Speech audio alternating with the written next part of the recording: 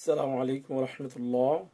Viewers, আপনি যদি কঠিন বিপদ এবং মুসিবতে থাকেন, তার থেকে উত্তম প্রতিদান পাওয়ার জন্য ছোট্ট এই আমলটি করবেন নিয়মিত।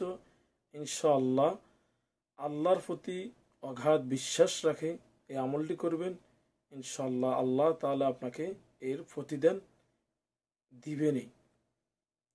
একেবারে ছোট আমলটি, ইচ্ছা করলে আপনি যেই কোনো অবস্থায়, খালি নাজায়েজ জায়গা ছাড়া আপনি যে কোনো অবস্থায় দোয়াটি পাঠ করতে পারবেন এবং একেবারেই সহজ।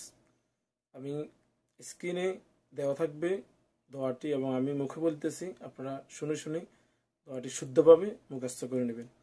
দোয়াটি হলো আল্লাহুম্মা আজিরনি ফি মুসিবাতি ওয়াখলুফ লি খায়রাম মিনহা।